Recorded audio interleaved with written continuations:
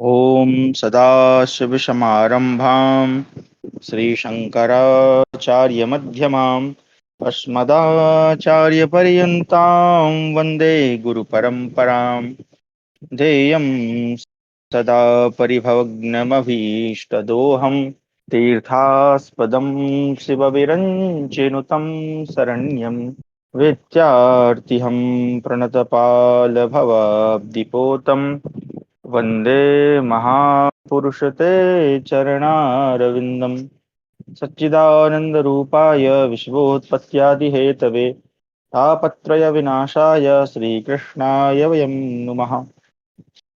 आप सभी का स्वागत है आज की हमारी शास्त्र अध्ययन की कक्षा में, जहां हम अध्ययन कर रहे हैं महाभारत। और इस समय जो है हम वन पर्व का अध्ययन कर रहे हैं। इसके पूर्व की जो कक्षा थी उसमें हमने अध्ययन किया कि जो पांडव हैं वो वन में जब निवास कर रहे थे, उनके आश्रम पर एक महामृग आता है, क्षमा करें, एक ब्राह्मण आता है जो उनको कहता है कि एक महामृग जो है वो उसका जो अरणि होता है, अरणि मतलब जो अग्नि मंथन के लिए जो यंत्र है लकड़ी का, वो लेके भाग गया है और आप जाके उसको ले आइए। तो सभी पांडव उस महामृग का पीछा करते हैं, परंतु वो महामृग जो है उनकी दृष्टि से कभी दिखता है कभी ओझल होता है। उसका पीछा करते करते अंत में सभी भाई जो है थक जाते हैं और एक वृक्ष के नीचे आराम करते हैं। और जब उन्हें प्यास लगती है तो जो युधिष्ठिर हैं वो नकुल को, सहदेव को, भीम, अर्जुन, भीम को क्रमशः आदेश देते हैं कि वो जल लेने जाएं। वहां पर जब जल लेने जाते हैं तो वहां पर एक यक्ष जो है उन लोगों को रोकता है, उन्हें मना करता है, परंतु ये नहीं मानते और अंत में मूर्छित अवस्था में मूर्छित अवस्था को प्राप्त हो जाते हैं। यक्ष की ये शर्त थी कि जो जब तक कोई उसके प्रश्नों का उत्तर नहीं देगा तब तक वो जल नहीं पी पाएगा। फिर युधिष्ठिर आते हैं और युधिष्ठिर जो है यक्ष के प्रश्नों का उत्तर देते हैं, जो बड़ा ही सुंदर रूप से वहां वर्णित है। हमने उसका अध्ययन किया और जो यक्ष और युधिष्ठिर का जो संवाद है, जिसे हम यक्ष प्रश्न के नाम से भी जानते हैं, तो हमारा जो सनातन धर्म है उसका सारांश आप कह सकते हैं। बड़े ही सुंदर तरीके से उन्होंने प्रश्न विधि के माध्यम से वहां प्रस्तुत किया है। अंत में फिर यक्ष के पूछने पर कि अब मैं इन चारों में से किसको जीवित करूं, तो वो नकुल को जीवित करने का बोलते हैं युधिष्ठिर जी। तो वो पूछता है ऐसा क्यों, तो उसने कहा कि एक तो मैं अपनी कुंती माँ का पुत्र पहले से ही जीवित हूँ, क्योंकि माद्री और कुंती में कोई भेद नहीं है, इसलिए मैं चाहता हूँ कि माद्री का भी एक पुत्र जीवित हो जाए। तो जो यक्ष है वो युधिष्ठिर की जो धर्म निष्ठा है उससे प्रसन्न हो जाते हैं और सभी भाइयों को जीवित करने का वचन देते हैं। यहाँ तक हमने अध्ययन कर लिया था। इसके आगे हम आज पढ़ेंगे। चलिए मैं स्क्रीन शेयर करता हूँ।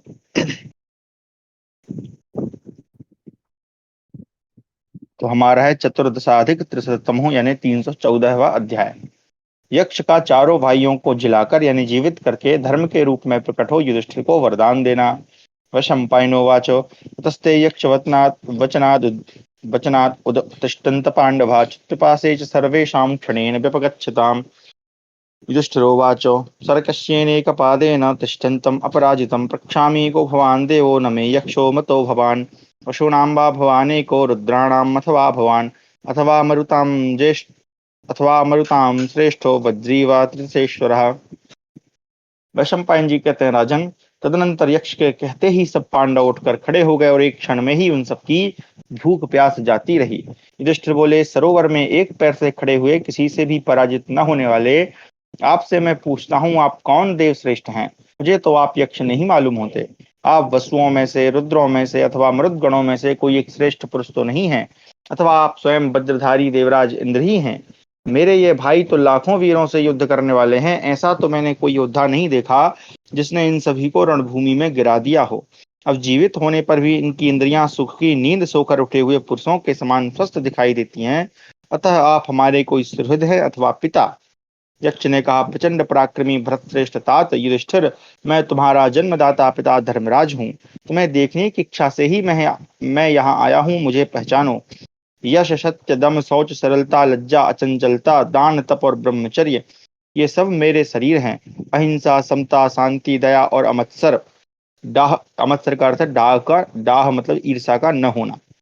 इन्हें मेरे पास पहुंचने के द्वार समझो। तुम मुझे सदा प्रिय हो। सौभाग्यवश तुम्हारा समदम, उपरति, तितिक्षा, समाधान, इन पांचों साधनों पर अनुराग है तथा सौभाग्य से तुमने भूख, प्यास, शोक, मोह और जरा मृत्यु, इन छह दोषों को जीत लिया है। इनमें से पहले दो पहले दो दोष आरंभ से ही रहते हैं, बीच के दो तरुणावस्था आने पर होते हैं तथा बाद वाले दो दोष अंतिम समय पर आते हैं।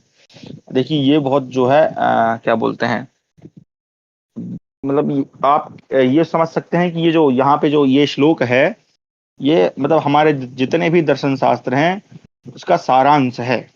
ठीक है, अगर आपको जैसे ईश्वर की प्राप्ति करना है तो ये सम दम उपरति तितिक्षा समाधान, ये पांच साधन है। जैसे कि साधन क्यों कहा है ना, माध्यम क्यों कहा, कि जैसे हमें एक स्थान से दूसरे स्थान जाना होता है तो हम किसी ना किसी साधन के माध्यम से पहुंचते हैं। आज के समय में हम किसी गाड़ी के माध्यम से जाते हैं, ट्रेन के, हवाई जहाज के, या फिर कुछ नहीं है तो हम पैदल ही जाते हैं, तो हमारे पैर भी हमारे साधन है। उसी प्रकार से ये जो पांच समाधान हैं इनके माध्यम से हम ईश्वर को प्राप्त करते हैं। और अब जो दोष हैं, जैसे हम कहीं जा रहे हैं तो रास्ते में जो रुकावटें आती हैं वहां तक पहुंचने के लिए, तो वो यही है, भूख प्यास शोक मोह और जरा मृत्यु। तो इन सब से भी हमको बचना है, तो हम इनको जीत लेते हैं तो ईश्वर से हम मिल लेते हैं। यही हमारे दर्शन शास्त्र कहते हैं और हमारे सभी शास्त्र कहते हैं, क्योंकि हमारा जन्म ही इस हेतु हुआ है कि हम ईश्वर की प्राप्ति करें। तो इसमें बता दिया कि पहले दो दोष आरंभ से ही होते हैं, फिर शोक मोह जो है तरुणावस्था आने पर होता है, और अंत में जरा और मृत्यु आती है। तुम्हारा मंगल हो, मैं धर्म हूँ और तुम्हारा व्यवहार जानने की इच्छा से ही यहाँ आया हूँ। निष्पाप राजन, तुम्हारी दयालुता और समदर्शिता से मैं तुम पर प्रसन्न हूँ और तुम्हें वर देना चाहता हूँ। पाप रहित राजेंद्र, तुम मनोनुकूल वर मांग लो, मैं तुम्हें अवश्य दे दूंगा। जो मनुष्य मेरे भक्त हैं उनकी कभी दुर्गति नहीं होती। युधिष्ठिर बोले, भगवान, पहला वर तो मैं यही मांगता हूँ कि जिस ब्राह्मण के अरणि सहित मंथन काष्ठ को लेकर मृग भाग गया है उसके अग्निहोत्र का लोप न हो।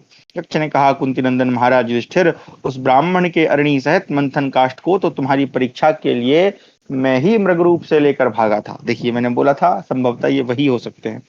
वैशंपायन कहते हैं, इसके बाद भगवान धर्म ने उत्तर दिया कि लो, अरणि और मंथन काष्ठ तुम्हें दे ही देता हूँ। देवोपम नरेश, तुम्हारा कल्याण हो, अब तुम कोई दूसरा वर मांगो। युधिष्ठिर बोले, हम 12 वर्ष तक वन में रह चुके हैं, अब 13वां वर्ष आ लगा है, अतः ऐसा वर दीजिए कि इसमें कहीं भी रहने पर हमें पहचान न सके, लोग हमें पहचान न सकें।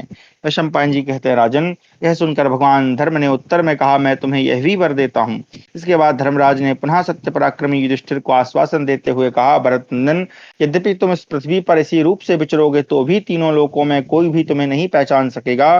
कुरुनंदन पांडवगण, मेरी कृपा से तुम लोग 13वें वर्ष में गुप्त रूप से विराट नगर में रहते हुए किसी से भी पहचाने न जाकर विचरण करोगे। यथा क्षमा करें, तथा तुम में से जो मन से जैसा संकल्प करेगा वह इच्छानुसार वैसा वैसा ही रूप धारण कर सकेगा। यह अरणि सहित मंथन काष्ठ उस ब्राह्मण को दे दो, तुम्हारी परीक्षा के लिए ही मैंने मृग का रूप धारण करके इसको हरण किया था। सौम्य, इसके अतिरिक्त तुम और एक और अभीष्ट वर मांग लो, वह मैं तुम्हें दूंगा। नरश्रेष्ठ, तुम्हें वर देते हुए मुझे तृप्ति नहीं हो रही है। बेटा, तुम तीसरा भी महान एवं अनुपम वर मांग लो। राजन, तुम मेरे पुत्र हो और विदुर ने भी मेरे ही अंश से जन्म लिया है। युधिष्ठिर बोले, पिताजी, आप सनातन देवादिदेव हैं, अतः मुझे साक्षात आपके दर्शन हो गए। आप प्रसन्न होकर जो भी वर देंगे मैं उसे सिरोधार्य करूंगा। विभो, मुझे ऐसा वर दीजिए कि मैं लोभ मोह क्रोध को जीत सकूं तथा दान तप और सत्य में सदा मेरा मन लगा रहे।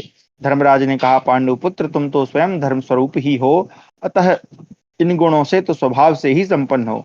आगे भी तुम्हारे कथनानुसार तुम में ये सब धर्म बने रहेंगे। वह शंपायन जी कहते हैं, राजन, ऐसा कहकर लोक रक्षक भगवान धर्म अंतर्धान हो गए एवं सुखपूर्वक सोकर उठने से श्रम रहित हुए मनस्वी वीर पांडवगण एकत्र होकर आश्रम में लौट आए और वहां आकर उन्होंने उस तपस्वी ब्राह्मण को उसकी अरणी एवं मंथन काष्ठ दे दिए। भीम, अर्जुन, नकुल और सहदेव पुनः जीवन लाभ करने से संबंध रखने वाले तथा पिता धर्म और पुत्र युधिष्ठिर के संवाद एवं समागम रूप कीर्ति को बढ़ाने वाले इस प्रशस्त उपाख्यान को जो पुरुष पाठ करता है वह जितेंद्रिय वशी तथा पुत्र पौत्रों से संपन्न होकर 100 वर्ष तक जीवित रहता है। तथा जो लोग सदा इस मनोहर उपाख्यान को स्मरण रखेंगे उनका मन अधर्म में, सुहृदों के भीतर फूट डालने में, दूसरों का धन हरने में, परस्त्री गमन में अथवा कृपणता में भी कभी प्रवृत्त नहीं होगा। इस प्रकार हमारा 314वां अध्याय समाप्त हुआ। 315वां अध्याय, अज्ञातवास के लिए अनुमति लेते समय शोकाकुल हुए युधिष्ठिर को महर्षि धौम्य का समझाना, भीमसेन का उत्साह देना तथा आश्रम से दूर जाकर पांडवों का परस्पर परामर्श के लिए बैठना।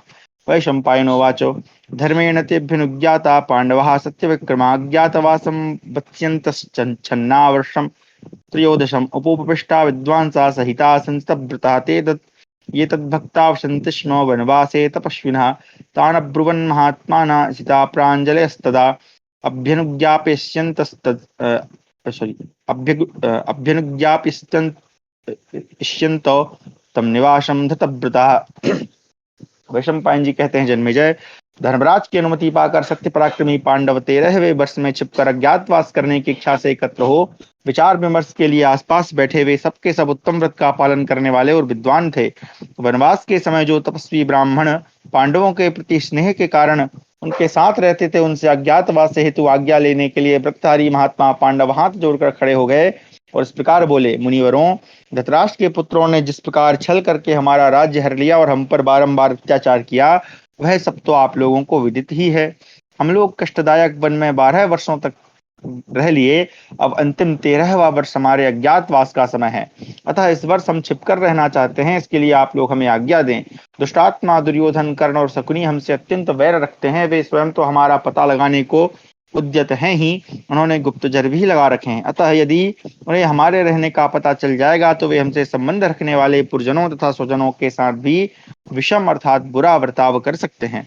क्या हमारे सामने फिर कभी ऐसा अवसर आएगा जबकि हम सब भाई ब्राह्मणों के साथ अपने राष्ट्र में रहेंगे, हम अपने राज्य पर प्रतिष्ठित होंगे? वैशंपायन जी कहते हैं, जन्मेजय, ऐसा कहकर पवित्र अंतःकरण वाले धर्मनंदन राजा युधिष्ठिर दुख और शोक से आतुर हो मूर्छित हो गए। उनके नेत्रों से आंसुओं की धारा बह रही थी और कंठ अवरुद्ध हो गया था। उस समय उनके भाइयों सहित समस्त ब्राह्मणों ने उन्हें आश्वासन दिया। तत्पश्चात महर्षि धौम्य ने राजा युधिष्ठिर से यह गंभीर अर्थयुक्त वचन कहा, राजन, आप विद्वान, मन को वश में रखने वाले, सत्य प्रतिज्ञ और जितेंद्रिय हैं। आप जैसे मनुष्य किसी भी आपत्ति में मोहित नहीं होते, अर्थात अपना धैर्य और विवेक नहीं खोते हैं। महामना देवताओं को भी जहां तहां शत्रुओं के निग्रह के लिए अनेक बार छिपकर रहना और विपत्तियों को भोगना पड़ा है। देवराज इंद्र शत्रुओं का दमन करने के लिए गुप्त रूप से निषद देश में गए और गिरि प्रस्थाश्रम में छिपे रहकर उन्होंने अपना कार्य सिद्ध किया। भगवान विष्णु भी दैत्यों का वध करने के लिए हयग्रीव स्वरूप धारण करके अज्ञात भाव से अदिति के गर्भ में दीर्घकाल तक रहे। उन्होंने ही ब्राह्मण वेश में वामन रूप धारण करके अपने 3 पगों द्वारा जिस प्रकार छिपे तौर पर राजा बलि का राज्य हर लिया था, वह सब तो तुमने सुना ही होगा। अग्नि ने जल में प्रवेश करके वहीं छिपे रहकर देवताओं का कार्य जिस प्रकार सिद्ध किया, वह सब कुछ भी तुम सुन चुके हो। धर्मज्ञ, भगवान श्री हरि ने शत्रुओं के विनाश के लिए छिपे तौर पर इंद्र के वज्र में प्रवेश करके जो कार्य किया, वह भी तुम्हारे कानों में पड़ा होगा। सात निष्पाप नरेश, ब्रह्मर्षि औरव ने यानी माता के रूप में ब्रह्मर्षि औरव ने माता के ऊरु में गुप्त रूप से निवास करते हुए जो देव कार्य सिद्ध किया, वह भी तुम्हारे सुनने में आया ही होगा। तात इसी प्रकार महातेजस्वी भगवान सूर्य ने भी पृथ्वी पर गुप्त रूप से निवास करके समस्त शत्रुओं को दग्ध किया है। भयंकर पराक्रमी भगवान विष्णु ने भी श्री राम रूप से दशरथ के घर में छिपे रहकर युद्ध में दशमुख रावण का वध किया था। इसी प्रकार कितने ही महामना वीर पुरुषों ने यत्र तत्र छिपे रहकर युद्ध में शत्रुओं पर विजय पाई है। इसी प्रकार तुम भी विजयी हो गए। अच्छा, यहाँ पर आपका एक ये प्रश्न हो सकता है कि भाई यहाँ पर छिपे रहने को क्यों बता रहे हैं? तो छिपे रहने का मतलब यहाँ पर अर्थ यह है कि गुप्त रूप से या रूप बदल कर। महर्षि धौम्य ने जब इस प्रकार युक्त वचनों द्वारा धर्मज्ञ युधिष्ठिर को संतोष प्रदान किया, तब वे शास्त्र ज्ञान और अपने बुद्धिबल के कारण धर्म से विचलित नहीं हुए। तदनंतर बलवानों में श्रेष्ठ महाबली महाबाहु भीमसेन ने अपनी वाणी से राजा युधिष्ठिर का हर्ष और उत्साह बढ़ाते हुए कहा, महाराज, गांडीव धनुष धारण करने वाले अर्जुन ने आपके आदेश की प्रतीक्षा तथा अपनी धर्मानुगामी बुद्धि के कारण ही अब तक कोई साहस का कार्य नहीं किया है। भयंकर पराक्रमी नकुल और सहदेव उन सब शत्रुओं का विध्वंस करने में समर्थ हैं। इन दोनों को मैं सदा ही रोकता आया हूँ। आप हमें जिस कार्य में लगा देंगे उसे हम लोग पूरा किए बिना नहीं छोड़ेंगे। अतः आप युद्ध की सारी व्यवस्था कीजिए, हम शत्रुओं पर शीघ्र ही विजय पाएंगे। भीमसेन के ऐसा कहने पर सब ब्राह्मण पांडवों को उत्तम आशीर्वाद देकर और उन भरत वंशियों से अनुमति लेकर अपने अपने घर को चले गए। वेदों के ज्ञाता समस्त प्रधान सन्यासी तथा मुनि लोग पांडवों से फिर मिलने की इच्छा रखकर न्यायानुसार अपने योग्य स्थानों में रहने लगे। धौम्य सहित विद्वान एवं वीर 5 पांडव द्रौपदी को साथ लिए धनुष धारण किए वहां से उठकर चल दिए। किसी कारणवश उस स्थान से 1 कोस दूर जाकर वे नरश्रेष्ठ ठहर गए और आगामी दूसरे दिन से अज्ञातवास आरंभ करने के लिए उद्यत हो परस्पर सलाह करने के निमित्त आसपास बैठ गए। वे सभी पृथक पृथक शास्त्रों के ज्ञाता, मंत्रणा करने में कुशल तथा संधि विग्रह आदि के अवसर को जानने वाले थे। इस प्रकार हमारा 315वां अध्याय समाप्त हुआ। अब यहाँ पर वन पर्व की श्लोक संख्या बता रहे हैं, है ना। उत्तर उत्तर भारतीय पाठ में इतने हैं, 10,937 हैं। दक्षिण भारतीय से 82 लिए गए हैं। टोटल मिलाकर ये सब दिया है, आप लोग पढ़ लेना। यहाँ पर हमारा अब आगे आता है वन पर्व श्रवण महिमा। छोटा सा है, पढ़ लेते हैं। इदमारण्यकं श्रुत्वा महापापैः प्रमुच्यते अधनो धर्माप्नोति पुत्रपौत्र समन्वितः यं यं प्रार्थयते कामं तं तं प्राप्नोति संशयम् नारी वा पुरुषो वापि प्रियतमानशा आरण्यके श्रुतेधीते ब्राह्मणान् पायसादिभिः भोजयेद् वस्त्रगो स्वर्ण दानैः रत्नैः प्रपूजितान्। तो ये जो श्रवण महिमा है, ये संभवतः मुझे लगता है कि वैशंपायन जी ने या उन्होंने नहीं बोली होगी। ये अंत में फिर बाद में लोग जो है जोड़ देते हैं, है ना, पढ़ने वाले। इस वन पर्व को सुनकर मनुष्य बड़े बड़े पापों से मुक्त हो जाता है। क्यों जोड़ते हैं? क्योंकि इसका महत्व बढ़ाने के लिए। निर्धन धन पाता है और पुत्र पौत्रों से संपन्न होता है। वह जिस जिस मनोवांछित वस्तु के लिए प्रार्थना करता है उसे निश्चय ही पा लेता है। स्त्री हो या पुरुष, शुद्ध एवं एकाग्रचित्त होकर इस वन पर्व का श्रवण तथा पाठ करने पर वस्त्र, गौ, सुवर्ण तथा रत्नों के दान से ब्राह्मणों का सम्मान करके उन्हें खीर आदि का भोजन करावे। ब्राह्मणों के संतुष्ट होने पर पांडव, ब्रह्मा, विष्णु, रुद्र, इंद्र, देवगण, भूतगण, मुनिगण, देवियां तथा पितृगण ये सभी संतुष्ट होते हैं। अपनी शक्ति के अनुसार अन्न, वस्त्र और आभूषण देकर वाचक की पूजा करनी चाहिए। महाभारत के वाचक को विशेषता एक कपिला गौ देनी चाहिए। उसके साथ कांसे का एक दुग्ध पात्र होना चाहिए। गाय के खुरों में चांदी और सींगों में सोना मढ़ा दें। उसे अन्य आभूषणों से भी विभूषित करें। पांडवों के संतोष के लिए ब्राह्मणों को अन्नदान करें। जो नरश्रेष्ठ इस वन पर्व की कथा को सुनता है वह संपूर्ण कामनाओं को प्राप्त कर लेता है एवं शरीर का अंत होने पर स्वर्गलोक में जाता है। अब आगे महाभारत का सार यहाँ पे लिखा है। अच्छा, ये कहाँ पे आएगा? ये महाभारत के स्वर्गारोहण पर्व में आएगा, तो उसको छोड़ देते हैं, उसी टाइम पे पढ़ेंगे। आगे से हमारा जो है महाभारत का विराट पर्व आरंभ हो रहा है। हमारा वन पर्व यहाँ पर समाप्त होता है। तो श्री परमात्मने नमः। पांडव प्रवेश पर्व है, विराट पर्व का उपपर्व है। प्रथमोध्याय, पहला अध्याय। विराट नगर में अज्ञातवास के लिए पांडवों की गुप्त मंत्रणा तथा युधिष्ठिर के द्वारा अपने भावी कार्यक्रम का दिग्दर्शन। नारायणं नमस्कृत्यं नरं चैव नरोत्तमं देवीं सरस्वतीं व्यासं ततो जयमुदीरयेत्। जन्मेजयोवाच कथं विराट नगरे मम पूर्व पितामह अज्ञातवासं मुषिता दुर्योधन भयार्तः पतिव्रता महाभागा सत्यं ब्रह्मवादिनी द्रौपदी च कथं ब्रह्मन् अज्ञाता दुखितावशत। अंतर्यामी नारायण भगवान श्री कृष्ण, उनके नित्य सखा नरस्वरूप नरश्रेष्ठ अर्जुन, उनकी लीला प्रकट करने वाली भगवती सरस्वती और उनकी लीलाओं का संकलन करने वाले महर्षि वेदव्यास को नमस्कार करके जय अर्थात महाभारत का पाठ करना चाहिए। जन्मेजय ने पूछा, ब्रह्मन, मेरे प्रपितामह पांडवों ने दुर्योधन के भय से कष्ट उठाते हुए विराट नगर में अपने अज्ञातवास का समय किस प्रकार व्यतीत किया तथा दुख में पड़ी हुई सदा ब्रह्म स्वरूप श्री कृष्ण का नाम कीर्तन करने वाली परम सौभाग्यवती पतिव्रता द्रौपदी वहां अपने को अज्ञात रखकर कैसे निवास कर सकी। वैशंपायन जी ने कहा, राजन, तुम्हारे प्रपितामहों ने विराट नगर में जिस प्रकार अज्ञातवास के दिन पूरे किए वह बताता हूँ, सुनो। यक्ष रूपधारी धर्म से इस प्रकार वरदान पाने के अनंतर धर्मात्माओं में श्रेष्ठ धर्मपुत्र युधिष्ठिर ने आश्रम पर आकर वह सब समाचार ब्राह्मणों को बताया। भारत ब्राह्मणों से सब कुछ बताकर जब युधिष्ठिर ने अरणी सहित मंथन काष्ठ पूर्वोक्त ब्राह्मण देवता को सौंप दिया, तब धर्मपुत्र महामनस्वी उन राजा युधिष्ठिर ने अपने सब भाइयों को एकत्र करके इस प्रकार कहा, आज 12 वर्ष बीत गए, हम लोग अपने राज्य से बाहर आकर वन में रहते हैं। अब यह 13वां वर्ष आरंभ हुआ है। इसमें बड़े कष्ट से कठिनाइयों का सामना करते हुए अत्यंत गुप्त रूप से रहना पड़ेगा। कुंती नंदन अर्जुन, तो अपनी रुचि के अनुसार कोई उत्तम निवास स्थान चुनो जहाँ यहाँ से चलकर हम 1 वर्ष तक इस प्रकार रह सकें कि शत्रुओं को हमारा पता न चल सके। अर्जुन बोले, नरेश्वर, इसमें संदेह नहीं कि उन्हीं भगवान धर्म के दिए हुए वर के प्रभाव से हम लोग इस पृथ्वी पर विचरते रहेंगे और हमें दूसरे मनुष्य पहचान न सकेंगे। तथापि मैं आपसे निवास करने योग्य कुछ रमणीय एवं गुप्त राष्ट्रों के नाम बताऊंगा, उनमें से किसी को आप स्वयं ही अपनी रुचि के अनुसार चुन लीजिए। कुरुदेश के चारों ओर बहुत से सुरम्य जनपद हैं जहाँ बहुत अन्न होता है। उनके नाम ये हैं, अब ये उधर के बता रहे हैं कुरु देश के। तो पांचाल, चेदी, मत्स्य, सूरसेन, पटच्चरण, दशार्ण, नवराष्ट्र, मल्ल, साल्व, युगंधर, विशाल, कुंती राष्ट्र, सौराष्ट्र तथा अवंती। राजन, इनमें से कौन सा राष्ट्र आपको निवास करने के लिए पसंद है, जिसमें हम सब लोग इस वर्ष निवास करें? युधिष्ठिर ने कहा, महाबाहो, तुम्हारी यह बात मैंने ध्यान से सुनी है। संपूर्ण भूतों के अधीश्वर और प्रभावशाली भगवान धर्म ने हमारे लिए जैसा आदेश किया है वह सब वैसा ही होगा, इसके विपरीत तो कुछ नहीं होगा। तथापि हम सब लोगों को आपस में सलाह करके अवश्य ही अपने रहने के लिए कोई परम सुंदर, कल्याणकारी तथा सुखद स्थान चुन लेना चाहिए, जहां हम निर्भय होकर रह सकें। तुम्हारे बताए हुए देशों में से मत्स्य देश के राजा विराट बहुत बलवान हैं और पांडवों के प्रति उनका अनुराग भी है। साथ ही वे स्वभावतः धर्मात्मा, वृद्ध, उदार तथा हमें सदैव प्रिय हैं।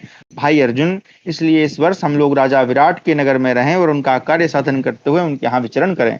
किंतु कुरुनंदन, तुम लोग यह बताओ कि हम मत्स्यराज के पास पहुंचकर किन किन कार्यों का भार संभाल सकेंगे? अर्जुन ने पूछा, नरदेव, आप उनके राष्ट्र में किस प्रकार कार्य करेंगे? महात्मन, विराट नगर में कौन सा कर्म करने से आपको प्रसन्नता होगी? राजन, आपका स्वभाव कोमल है, आप उदार, लज्जाशील, धर्मपरायण तथा सत्य पराक्रमी हैं। तथापि विपत्ति में पड़ गए हैं, पांडुनंदन, आप वहां क्या करेंगे? राजन, साधारण मनुष्यों की भांति आपको किसी प्रकार के दुख का अनुभव हो, यह उचित नहीं। अतः इस घोर आपत्ति में पड़कर आप इसके पार कैसे होंगे? युधिष्ठिर ने कहा, नरश्रेष्ठ कुरुनंदनों, मैं राजा विराट के यहाँ चलकर जो कार्य करूंगा वह बताता हूँ, सुनो। मैं पासा खेलने की विद्या जानता हूँ और यह खेल मुझे भी बहुत प्रिय है। अतः मैं कंक नामक ब्राह्मण बनकर महामना राजा विराट की राज्यसभा का एक सदस्य हो जाऊंगा और वैदूर्य मणि के समान हरी, स्वर्ण के समान पीली तथा हाथी दांत की बनी हुई काली और लाल रंग की मनोहर गोटियों को चमकीले बिंदुओं से युक्त पांचवों के अनुसार चलाता रहूंगा। अब ये कंक क्या है, इसको देख लेते हैं। विश्वकोश के अनुसार कंक शब्द यमराज का वाचक है। यमराज का ही दूसरा नाम धर्म है। वे ही युधिष्ठिर रूप में अवतीर्ण हुए थे। आत्मा वै जायते पुत्रः, ये सूक्ति है। तो इस उक्ति के अनुसार धर्म एवं धर्मपुत्र युधिष्ठिर में कोई अंतर नहीं है। यह समझकर ही अपनी सत्यवादिता की रक्षा करते हुए युधिष्ठिर ने कंक नाम से अपना परिचय दिया। इसके सिवा उन्होंने जो अपने को युधिष्ठिर का प्राणों के समान प्रिय सखा बताया, वह भी असत्य नहीं है। युधिष्ठिर नामक शरीर को ही यहाँ युधिष्ठिर समझना चाहिए। आत्मा की सत्ता से ही शरीर का संचालन होता है, अतः आत्मा उसके साथ रहने के कारण उसका सखा है। आत्मा सबसे बढ़कर प्रिय है ही, अतः यहाँ युधिष्ठिर का आत्मा युधिष्ठिर शरीर का प्रिय सखा कहा गया है। तो यहाँ पर वही बता रहे हैं, पूरा वर्णन उन्होंने कर दिया।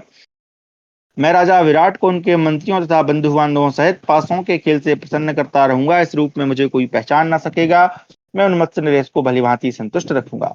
यदि वे राजा मुझसे पूछेंगे कि आप कौन है, तो मैं उन्हें बताऊंगा कि मैं पहले महाराज युधिष्ठिर का प्राणों के समान प्रिय सखा था। क्योंकि ये असत्य नहीं भाषण करते थे तो कैसे कर सकते थे? तो यहाँ पर वही बता दिया कि पुरा प्राण समा सखा, तो प्राण के समान है तो खुद ही युधिष्ठिर है।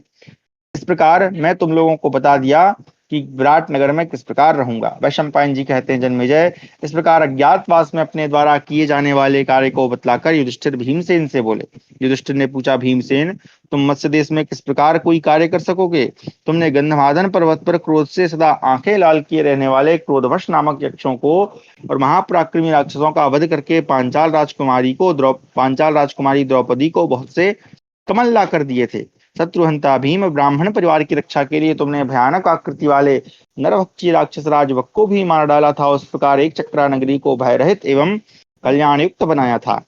महाबाहो, तुमने महावीर हिडिंब और राक्षस कृमीर को मारकर वन को निष्कंटक बनाया था। संकट में पड़ी हुई मनोहर हास्य वाली द्रौपदी को भी तुमने जटासुर का वध करके छुड़ाया था। तात भीमसेन, तुम अत्यंत बलवान एवं अमर्षशाली हो। राजा विराट के यहाँ कौन सा कार्य करके तुम प्रसन्नता पूर्वक रह सकोगे, यह बतलाओ। इस प्रकार हमारा प्रथम अध्याय समाप्त हुआ। अच्छा, देखिए यहाँ पर ये जो है मतलब ये जो वर्णन चल रहा है, इसको अगर हम साहित्यिक दृष्टि से देखें तो बड़ा ही सुंदर वर्णन है। ऐसे कि जब जैसे कवि हैं जो वर्णन कर रहे हैं, तो आप देखिए दो लोगों के संवाद के माध्यम से, अब चूंकि एक अध्याय समाप्त हुआ है, तो जैसे आप कोई हम बड़ी कथा लिखते हैं या आप जैसे निबंध इत्यादि आपने कभी लिखा हो, तो वहां हम प्रस्तावना देते हैं। तो प्रस्तावना में हम एक प्रकार से परिचय देते हैं। तो यहाँ पर भी वो एक प्रकार से छोटे छोटे वाक्यों के माध्यम से यहाँ पे वो पुरानी जो कथाएं उनको रिपीट करा रहे हैं। ये ऐसे ऐसा हो चुका है, ठीक है। भीमसेनोवाचो, पौरोगवो ब्रुवाणो हम बल्लवो नाम भारता उपस्थास्यामि राजानं विराटम मिति मे मतिः। भीमसेन ने कहा, अच्छा एक और पढ़ लूं। सुपानश्य करिष्यामि कुशलोस्मि महानशे कृत पूर्वाणि यान्यस्य व्यंजनानि सुशिक्षित ही। भीमसेन ने कहा, भरतवंश शिरोमणि में पौरव यानी पाकशाला का अध्यक्ष बनकर और बल्लभ बल्लभ है ना, बल्लभ नाम से अपना परिचय देकर राजा विराट के दरबार में उपस्थित होऊंगा। मेरा यही विचार है। अब ये पौरव क्या है और बल्लभ क्या है, इसको देख लेते हैं। पुरोगु, पुरोगु कहते हैं वायु को, और उसके पुत्र होने से भीमसेन का नाम एवं पौरवगव नाम सत्य एवं सार्थक है। और बल्लभ का अर्थ है सूपकर्ता अर्थात रसोईया। रसोई के काम में निपुण होने से उसका यह नाम भी यथार्थ ही है। मतलब वो जो है ऐसी परिस्थिति में फिर भी वो नाम उचित रख रहे हैं, तो यहाँ पे उनको जस्टिफाई भी किया जा रहा है। तो कहा, मैं रसोई बनाने के काम में चतुर हूँ। अपने ऊपर राजा के मन में अत्यंत प्रेम उत्पन्न करने के उद्देश्य से उनके लिए सूप यानी दाल कढ़ी एवं साग आदि तैयार करूंगा। और पाकशाला में भली भांति शिक्षा पाए हुए चतुर रसोइयों ने राजा के लिए जो जो पहले जो जो व्यंजन बनाए होंगे उन्हें भी अपने बनाए हुए व्यंजनों से तुच्छ सिद्ध कर दूंगा। इतना ही नहीं, मैं रसोई के लिए लकड़ियों के बड़े बड़े गट्ठों को भी उठा लाऊंगा। इस महान कर्म को देखकर राजा विराट मुझे अवश्य रसोइये के काम पर नियुक्त कर लेंगे। भारत, मैं वहां ऐसे ऐसे अद्भुत कार्य करता रहूंगा जो साधारण मनुष्यों की शक्ति से बाहर है। इससे राजा विराट दूसरे के सेवक राजा के ही समान मेरा सम्मान करेंगे और मैं भक्ष्य भोज्य रस तथा पेय पदार्थों का इच्छानुसार उपयोग करने में समर्थ हो जाऊंगा। अब देखो, खाने की व्यवस्था भी बना दी इसने। राजन, बलवान हाथी अथवा महाबली बैल भी यदि काबू में रहने के लिए मुझे सौंपे जाएंगे तो भी मैं उन्हें बांधकर अपने वश में कर लूंगा। अथवा जो कोई भी मल्ल युद्ध करने वाले पहलवान जिन समाज में दंगल करना चाहेंगे, राजा का प्रेम बढ़ाने के लिए मैं उनसे भी भिड़ जाऊंगा। परंतु कुश्ती करने वाले इन पहलवानों को मैं किसी प्रकार जान से नहीं मारूंगा, अपितु इस प्रकार नीचे गिराऊंगा कि जिससे उनकी मृत्यु न हो। महाराज के पूछने पर मैं यह कहूंगा कि मैं राजा युधिष्ठिर के यहाँ आरालिक यानी कि मतवाले हाथियों को भी काबू में रखने वाला गज शिक्षक, गोविकर्ता का अर्थ है महाबली वृषभों यानी जो बैल होते हैं को भी पछाड़ कर उन्हें नाथने वाला, और सूप करता अर्थात दाल साग आदि भांति भांति के व्यंजन बनाने वाला, तथा नियोधक यानी दंगली पहलवान, जो दंगल करता है वैसा पहलवान रहा हूं। देखो कितने सुंदर सुंदर शब्द हैं, है ना। अगर संस्कृत में पढ़े तो आरालिक, गोविकर्ता, सूपकर्ता, नियोधक। राजन, अपने आप अपनी रक्षा करते हुए मैं विराट नगर में विचरूंगा। मुझे विश्वास है कि मैं इस प्रकार वहां सुखपूर्वक रह सकूंगा। युधिष्ठिर बोले, जो मनुष्यों में श्रेष्ठ महाबली और महाबाहु हैं, पहले भगवान श्री कृष्ण के साथ बैठे हुए जिस अर्जुन के पास खांडव वन को जलाने की इच्छा से ब्राह्मण का रूप धारण करके साक्षात अग्निदेव पधारे थे, जो कुरुकुल को आनंद देने वाला तथा किसी से भी परास्त न होने वाला है, वह कुंती नंदन धनंजय विराट नगर में कौन सा कार्य करेगा, जिसने खांडव दाह के समय वहां पहुंचकर एकमात्र रथ का आश्रय ले इंद्र को पराजित कर तथा नागों एवं राक्षसों को मारकर अग्निदेव को तृप्त किया, अपने अप्रतिम सौंदर्य से नागराज वासुकी की बहन उलूपी का चित्त चुरा लिया, तथा जो सम्मुख युद्ध करने वाले वीरों में सबसे श्रेष्ठ है, वह अर्जुन वहां क्या काम करेगा। जैसे तपने वाले तेजस्वी पदार्थों में सूर्य श्रेष्ठ है, मनुष्यों में ब्राह्मण का स्थान ऊंचा है, जैसे सर्पों में आशी विष जाति वाले सर्प महान है, तेजस्वियों में अग्नि श्रेष्ठ है, अस्त्र शस्त्रों में वज्र का स्थान ऊंचा है, गौओं में ऊंचे कंधे वाला सांड बड़ा माना गया है, जलाशयों में समुद्र सबसे महान है, वर्षा करने वाले मेघों में पर्जन्य श्रेष्ठ है, नागों में धृतराष्ट्र है, धृतराष्ट्रस्य नागा नाम, हो सकता है कोई जाति विशेष रहा हो। हाथियों में ऐरावत बड़ा है, जिससे प्रिय संबंधियों में पुत्र सबसे अधिक प्रिय है, और अकारण हित चाहने वाले सुहृदों में धर्मपत्नी सबसे बढ़कर है। जैसे पर्वतों में मेरु श्रेष्ठ है, देवताओं में मधुसूदन भगवान विष्णु श्रेष्ठ है, ग्रहों में चंद्रमा श्रेष्ठ है, सरोवरों में मानसरोवर श्रेष्ठ है। भीमसेन, अपनी अपनी जाति में जिस प्रकार ये पूर्वोक्त वस्तुएं विशिष्ट मानी गई हैं, वैसे ही संपूर्ण धनुर्धारियों में युवा अवस्था से संपन्न है गुडाकेश यानी निद्रा विजयी अर्जुन श्रेष्ठ है। यह देवराजेंद्र भगवान श्री कृष्ण से किसी बात में कम नहीं, श्वेत घोड़े वाले रथ पर चलने वाला यह महातेजस्वी गांडीवधारी विभत्सु अर्जुन वहां कौन सा कार्य करेगा। इसने 5 वर्षों तक देवराज इंद्र के भवन में रहकर ऐसे दिव्यास्त्र प्राप्त किए जिनका मनुष्यों में होना एक अद्भुत सी बात है। अपने देवोपम स्वरूप से प्रकाशित होने वाले अर्जुन ने अनेक दिव्यास्त्र पाए हैं, जिस अर्जुन को मैं 12वां रुद्र और 13वां आदित्य मानता हूँ, नवम वसु तथा 10वां ग्रह स्वीकार करता हूँ, जिसकी दोनों भुजाएं एक सी विशाल हैं, प्रत्यंचा के आघात से उसकी त्वचा कठोर हो गई। जैसे बैलों के कंधों पर जुआठे की रगड़ से चिन्ह बन जाता है, उसी प्रकार जिसकी दाहिनी और बाईं दोनों भुजाओं पर प्रत्यंचा की रगड़ से चिन्ह बन गए हैं। अब आप सोचो कितना उसने तीर चलाया होगा कि चिन्ह ही बन गया। जैसे पर्वतों में हिमालय, सरिताओं में समुद्र, देवताओं में इंद्र, वसुओं में हव्यवाहक अग्नि, मृगों में सिंह तथा पक्षियों में गरुण श्रेष्ठ हैं, उसी प्रकार कवचधारी वीरों में जिसका स्थान सबसे ऊंचा है।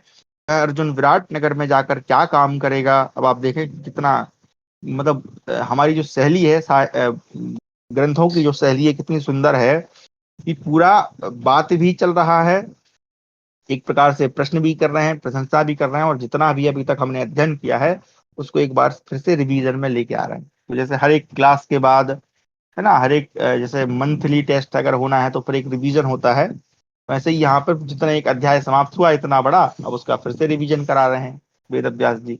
ठीक है ना। और कैसे करा रहे हैं, संवाद के माध्यम से। तो आप देखें कितनी उत्कृष्ट रचना है। अर्जुन ने कहा, महाराज मैं राजा की सभा में यह दृढ़ता पूर्वक कहूंगा कि मैं षढ़क, अरे मैं तो पढ़ ही नहीं पा रहा हूँ, बड़ा खतरनाक शब्द है, ठंडक यानी नपुंसक हूँ। राजन, यद्यपि मेरी दाई बाई भुजाओं में धनुष की डोरी की रगड़ से जो महान चिन्ह बन गए हैं उन्हें छिपाना बहुत कठिन है, तथापि कंगन आदि आभूषणों से मैं इन जाघात चिन्हित भुजाओं को ढक लूंगा।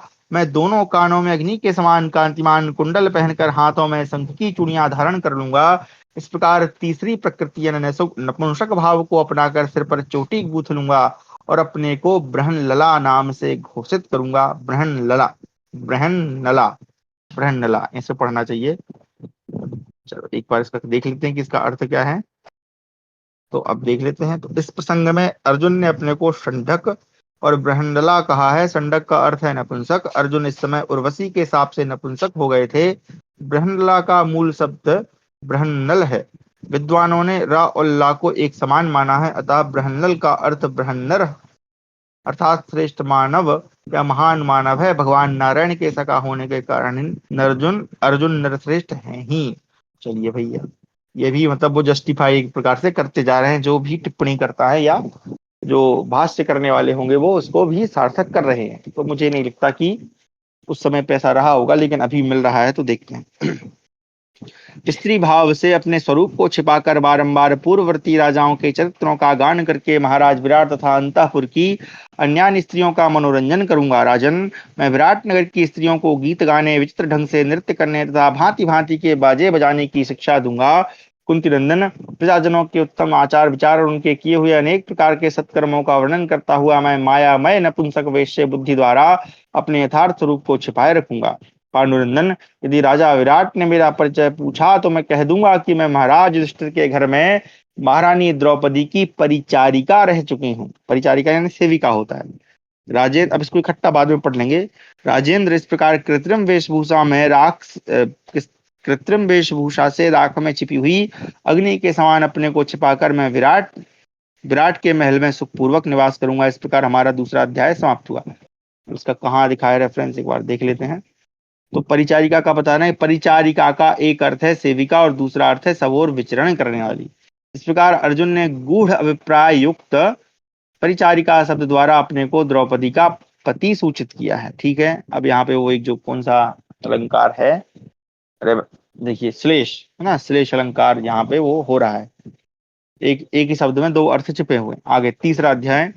नकुल सहदेव तथा द्रौपदी द्वारा अपने अपने भावी कर्तव्यों का दिग्दर्शन। वैशंपायनोवाच इत्येव मुक्तां पुरुष प्रवीरस्तथा अर्जुनो धर्मभितां वरिष्ठा वाक्यं तथासौ विरराम भूयो नृपो परं भ्रातरमाबभाषे। युधिष्ठिरोवाच किन्तु नकुल कुर्वाणस्तत्र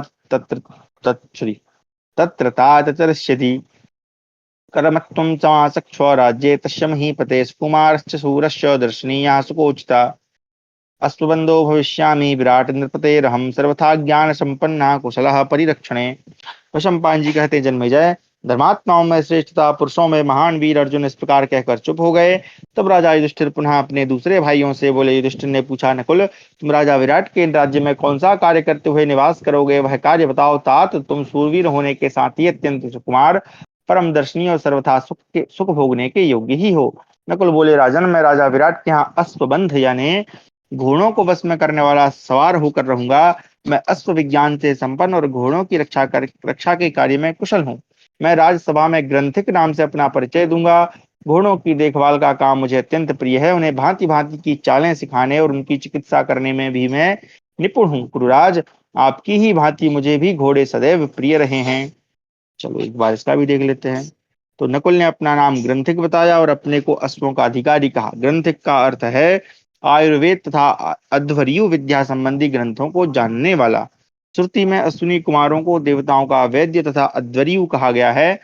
तो वो है श्रुति यानी जो ये उपनिषद में हो सकता है, ब्राह्मण ग्रंथों में हो सकता है या वेद में हो सकता है, ये देखना पड़ेगा। तो लिखा है अश्विनौ वे देवानाम विसजावस्विनाद्वर्युः। नकुल अश्विनी कुमारों के पुत्र हैं, अतः उन्होंने अपने को ग्रंथिक कहना ही उपयुक्त है। नास्ति स्व येषाम ते अश्वः। जिसने कल तक जीवित अच्छा जिसके जिनके कल तक जीवित रहने की आशा ना हो, वे अश्व हैं। ये अश्व शब्द का अर्थ है। इस व्युत्पत्ति के अनुसार जीवन की आशा छोड़कर युद्ध में डटे रहने वाले वीरों को अश्व कहते हैं। नकुल उनके अधिकारी अर्थात वीरों में प्रधान है, अतः उसका यह परिचय यथार्थ ही है। तो इस प्रकार से उन्होंने नकुल का भी नाम जो उसने चुना, वो जो काम चुन रहा उसका भी यहाँ पे जस्टिफिकेशन कर दिया गया। आगे पढ़ते हैं। विराट नगर में जो लोग मुझसे पूछेंगे, मैं उन्हें इस प्रकार उत्तर दूंगा। तात पहले पांडुनंदन राजा युधिष्ठिर ने मुझे अश्वों का अध्यक्ष बनाकर रखा था।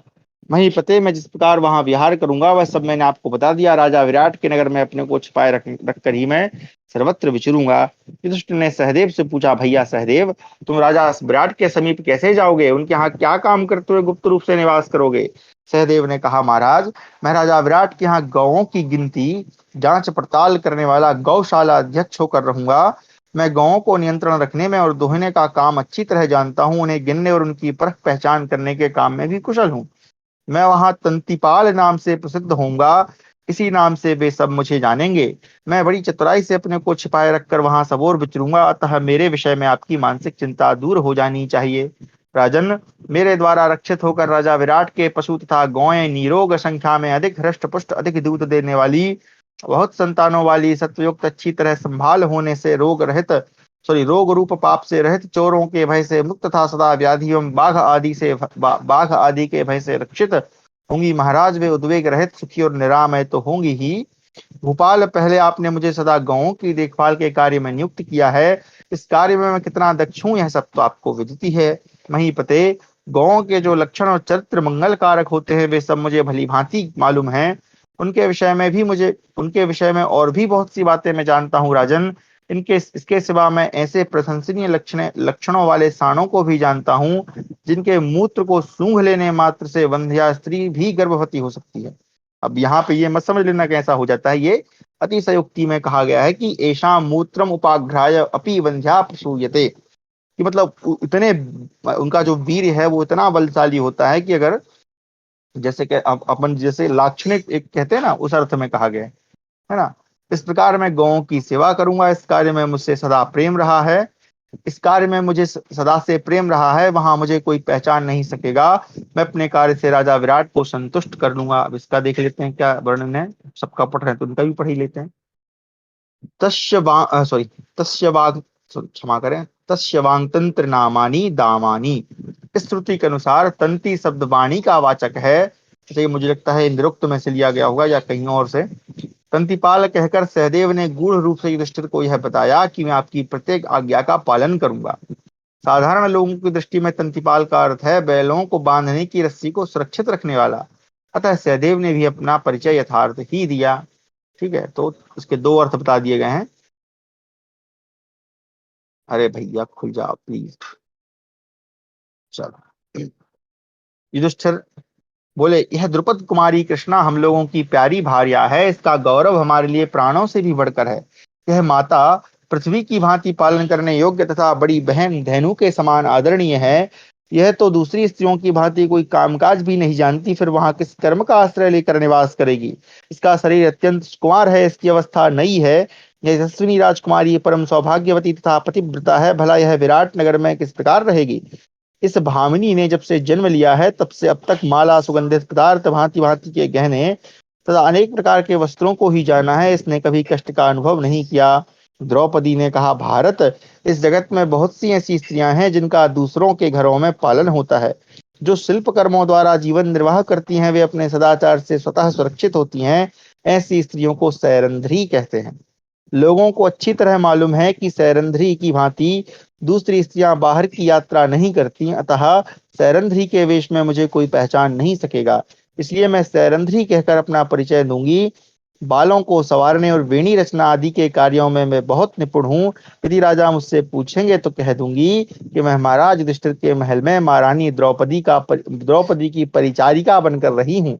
मैं अपनी रक्षा स्वयं कर लूंगी। आप जो मुझसे पूछते हैं कि तुम वहां क्या करोगी, कैसे रहोगी, इसके उत्तर में निवेदन है कि मैं यशस्विनी राजपत्नी सुदेशना, तो ये विराट की पत्नी का नाम सुदेशना है, के पास जाऊंगी। मुझे अपने पास आई हुई जानकर वे रख लेंगी और सब प्रकार से मेरी रक्षा करेंगी। अतः आपके मन में इस बात का दुख नहीं होना चाहिए कि द्रौपदी कैसे सुरक्षित रहेगी। युधिष्ठिर बोले, कृष्ण, तुमने भली बात कही, इसमें कल्याण ही भरा है। क्यों न हो, तुम ऊंचे कुल में उत्पन्न जो हुई हो। भामिनी, तुम्हें पाप का रंच मात्र भी ज्ञान नहीं। तुम साध्वी हो और उत्तम व्रत के पालन में तत्पर रहती हो। कल्याणी, वहां ऐसा बर्ताव करना जिससे वे पापी शत्रु फिर सुखी होने का अवसर न पा सकें, वे तुम्हें किसी तरह पहचान न सकें। इस प्रकार हमारा तीसरा अध्याय समाप्त हुआ।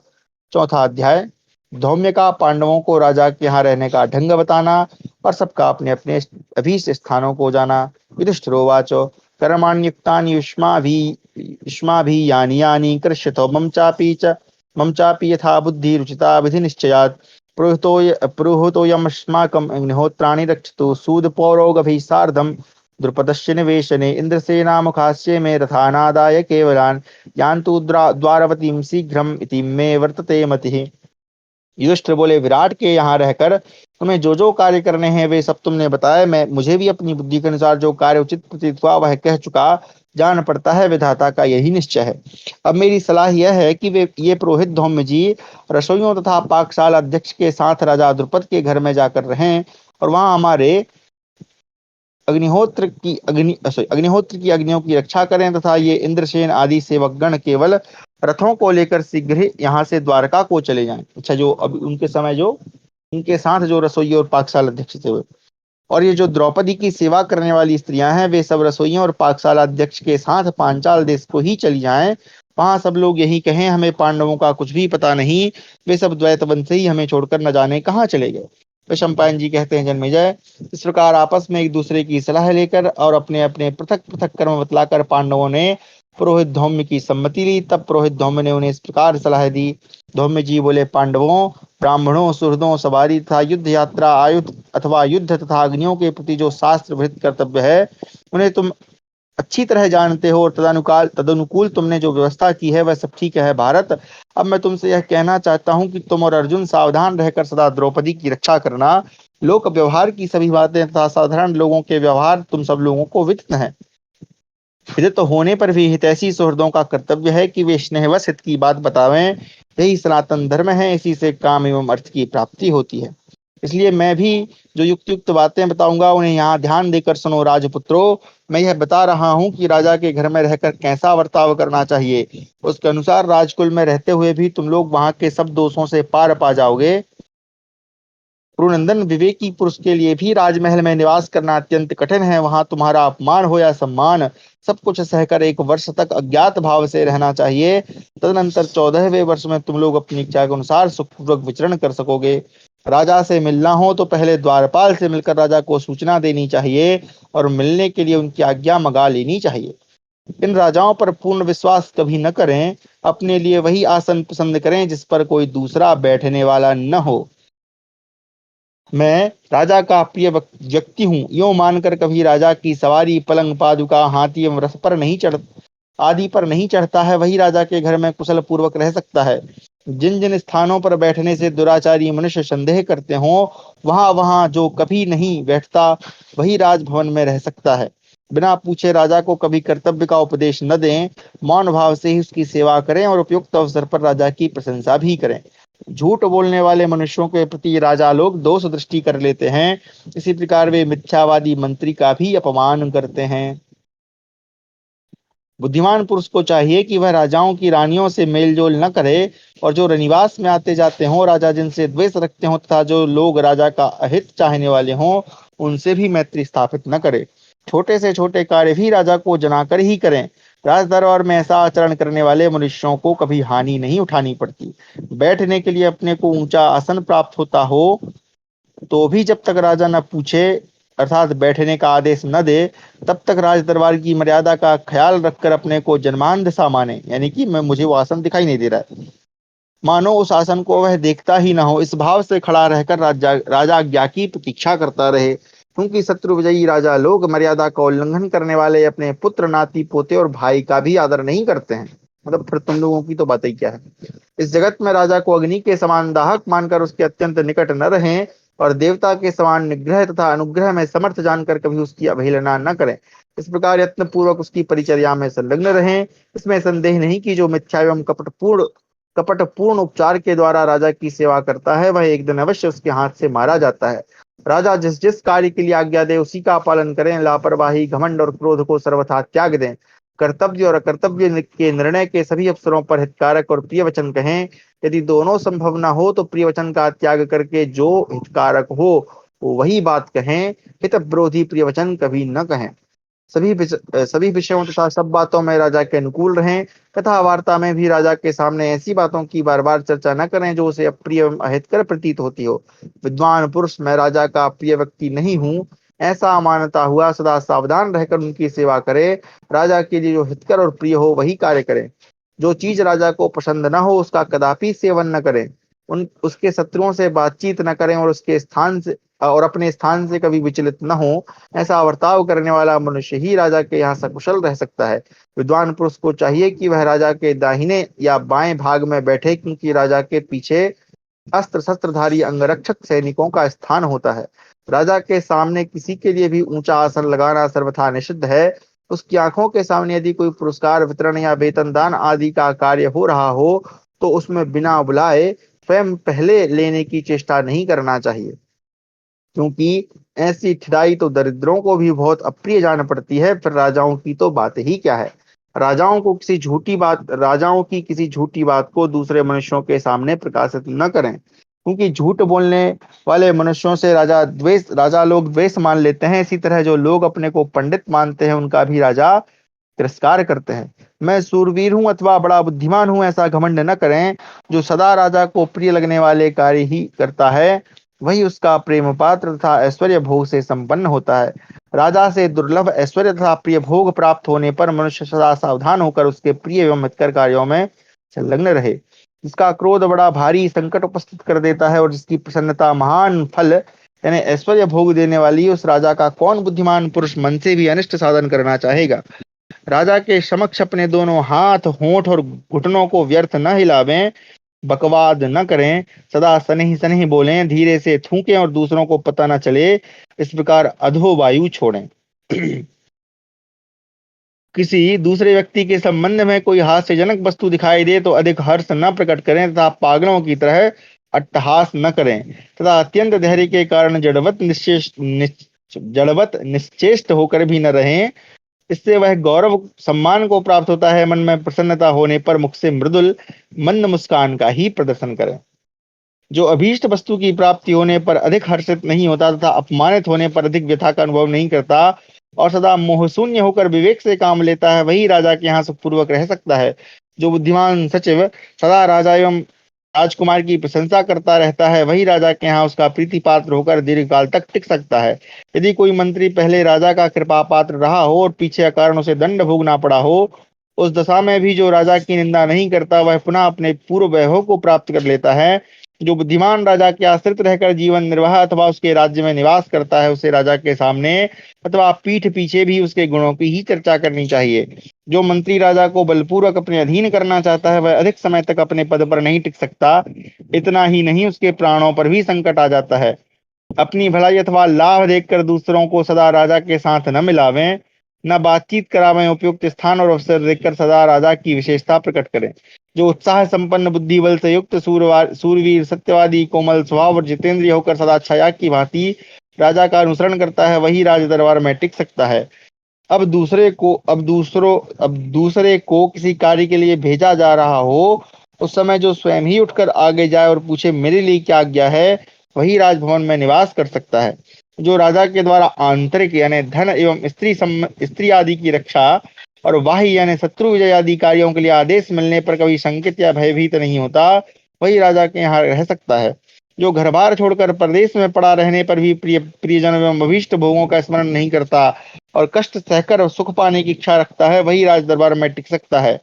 राजा के समान वेशभूषा धारण न करें, उसके अत्यंत निकट न रहें, उसके सामने उच्च आसन पर न बैठें, अपने साथ राजा ने जो गुप्त सलाह की हो उसे दूसरों पर प्रकट न करें। ऐसा करने से ही मनुष्य राजा का प्रिय हो सकता है। यदि राजा ने किसी काम पर नियुक्त किया है तो उसमें घूस के रूप में थोड़ा सा भी धन न लें, रिश्वत जो है वो न लें। एक बार देखो रिश्वत के लिए क्या शब्द है, न कर्माणि नियुक्ता सन धनम किंचिदपि स्पर्शेत्, नहीं सब अलग से शब्द नहीं है, बस लिखा है वो न लें। क्योंकि जो इस प्रकार चोरी से धन लेता है उसे एक दिन बंधन अथवा वध का दंड भोगना पड़ता है।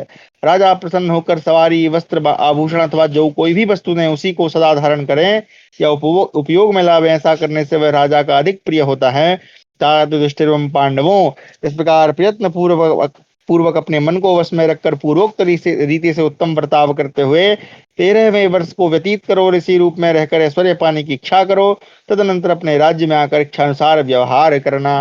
ये बड़ा ही सुंदर वर्णन था। इसको हम आज के समय में भी जो इसमें जो जो जो अप्लाई हो सकता है वो अप्लाई कर सकते हैं, है ना। हमारे राजा को हम समझ लें हमारा बॉस, ठीक है, हमारा जो भी कार्य क्षेत्र हो वहां पर उसको समझ लें हम बॉस कि भाई ये हमारा राजा है, उसके सामने ऐसा व्यवहार करना है तो हमारे भी बहुत कुछ काम आ सकता है ना। लेकिन जो हो सकता है वही करना है, जबरदस्ती नहीं करना है, क्योंकि ज्ञान बहुत अच्छा है। युधिष्ठिर बोले ब्राह्मण आपका भला हो, आपने हमें बहुत अच्छी शिक्षा दी। हमारी माता कुंती तथा महाबुद्धिमान विदुर जी को छोड़कर दूसरा कोई नहीं जो हमें ऐसी बातें बतावे।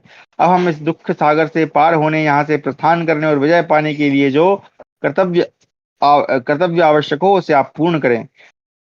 वह सम्पायन जी कहते हैं जन्मेजय, राजा युधिष्ठिर के ऐसा कहने पर विप्रवर्धम्य जी ने यात्रा के समय जो आवश्यक शास्त्र विहित कर्तव्य हैं वह सब विधि पूर्वक संपन्न किया। पांडवों के अग्निहोत्र संबंधी अग्नि को प्रज्वलित करके उन्होंने उनकी समृद्धि वृद्धि राज्य लाभ तथा पृथ्वी पर विजय प्राप्ति के लिए वेद मंत्र पढ़कर होम किया। तत्पश्चात पांडवों ने अग्नि तथा तपस्वी ब्राह्मणों की परिक्रमा करके द्रौपदी को आगे रखकर वहां से प्रस्थान किया। कुल 6 व्यक्ति ही आसन छोड़कर एक साथ चले। उन पांडव वीरों के चले जाने पर जप यज्ञ करने वालों में श्रेष्ठ धौम्य जी उस अग्निहोत्र संबंधी अग्नि को लेकर पांचाल देश में चले गए। इंद्रसेन आदि सेवक भी पूर्वोक्त आदेश पाकर यदुवंशियों की नगरी द्वारका में जा पहुंचे और वहां स्वयं सुरक्षित हो रथ और घोड़ों की रक्षा करते हुए सुख पूर्वक रहने लगे। इस प्रकार हमारा 58वां अध्याय समाप्त हुआ। सॉरी 58 बोलो, क्षमा करें, चौथा अध्याय समाप्त हुआ हमारे क्या विराट पर्व का। 5वां अध्याय हम कल पढ़ेंगे। पांडवों का विराट नगर के समीप पहुंचकर स्मशान में एक समीप वृक्ष पर अपने अस्त्र शस्त्र रखना।